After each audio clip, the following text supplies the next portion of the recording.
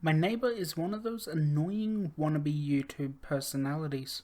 Over the years, I've seen him cough out cinnamon, lying flat on the hood of his car, and as it slowly creeps down the driveway, and douses himself in lukewarm water, all the while screaming epic win, epic fail, or fuck, epic maintenance of the status quo, for all I know.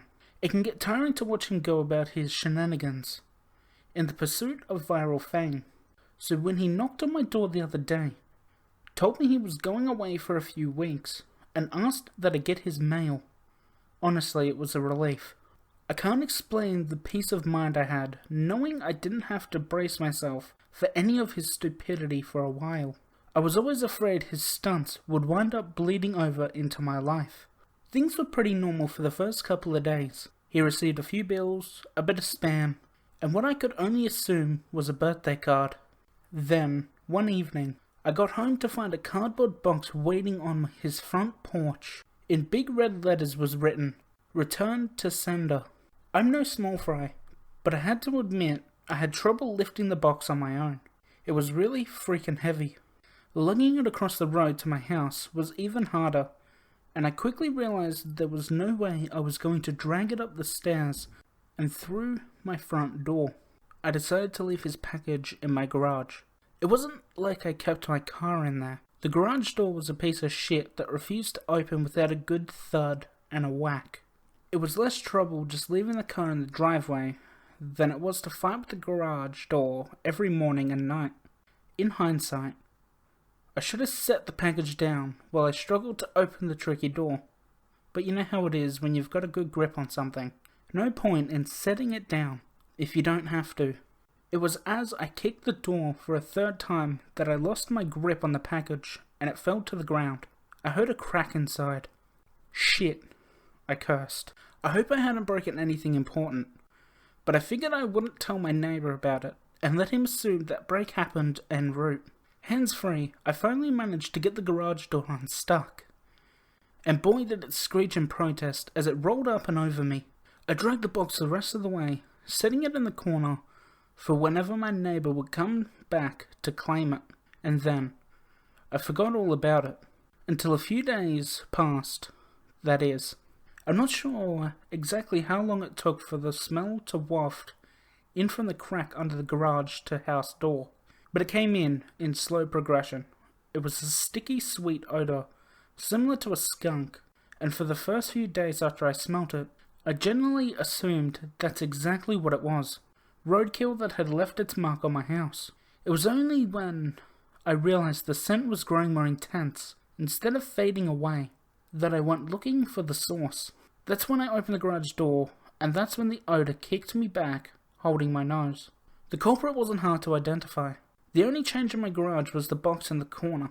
I remember thinking it must have been one of those meat of the month subscription boxes. The meat must have gone rancid from being left out of the fridge for so long. How much meat could have been in there for the box to have been so large and heavy? An entire freaking cow?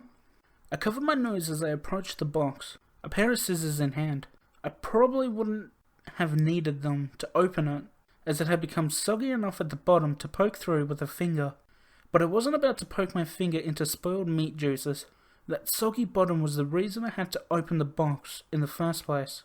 If I tried to drag it out whole, everything would spill onto the floor. I was going to have to dump the pieces of meat, one garage bag at a time, and take them down to the dumpster, a process I wasn't looking forward to. My scissors tore through the tape along the top of the cardboard box. I thought the smell couldn't get any worse, but as I flipped the flaps open, I discovered a whole new gamut of stink. It was like opening a burning oven, but instead of a heat wave, I was met with waves of piss, sweat, shit, and putrefaction. It was so bad that I staggered back and had to force down the puke begging to guzzle out of me. I don't think I could have handled that scent, mingling with the horrors coming out of the box. I'm not ashamed to admit I ran out the door for a breath of fresh air. But in the short time I spent in the garage, the smell had become so ingrained in the fabric of my clothes that it clung to me like a shadow. Nothing I tried kept the smell out of my nostrils. Not air fresheners, not a face mask, not 3 showers and a change of clothes. every second that box laid open in my garage was another second the smell was allowed a foothold into my home. I had to bite the bullet. I returned to the garage, the flaps of the box still open as though inviting me to look. I was prepared. A clothespin pinning my nostrils shut. A garbage bag in one hand, the strongest cleaner I could find in the other, and long rubber gloves from having to touch what was inside. But as it turns out, I needed none of those things. I wouldn't have to touch or clean the contents of the box. I would only have to suffer the nightmares every night. You see, there was meat in the box, but it didn't come from a cow or a pig. No, it was worse than that. It was my neighbour, dead. Still in one piece, but dead. I called the cops and naturally, they took me in for interrogation. It's kinda hard not to suspect the man with the corpse in his garage after all. Thankfully, they soon realised I wasn't involved. My DNA might have been all over the box. The smell might have left a mark throughout my house. But there was one piece of irrefutable evidence in my neighbour's own hands that proved my innocence. A vlogging camera. They showed me the footage only once. I'm not sure if they were allowed to, or if they felt so bad for me they figured it couldn't hurt. Either way, I saw it. My neighbour was sitting in the box outside of a shipping factory, laughing as he told the world how he was going to mail himself across state lines. He'd brought pee bottles, food, and a pillow, and a few flashlights. His friends, a guy I'd seen at his place several times to help with his stunts, closed the lid and presumably dropped him off for the shipment. Throughout the next couple of hours, or days, I'm honestly not sure. My neighbour recorded a few short clips about his progress. I think I'm in a truck now. I can feel it moving. Must be in a warehouse. Pretty warm here. Still got plenty of food. That kind of stuff. And then on the last entry, the box toppled over. He broke his neck, and that was it.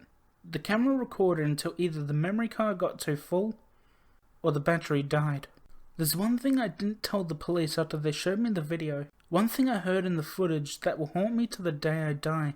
Just after the tumble that broke his neck, I heard the familiar screeching sound of my garage door.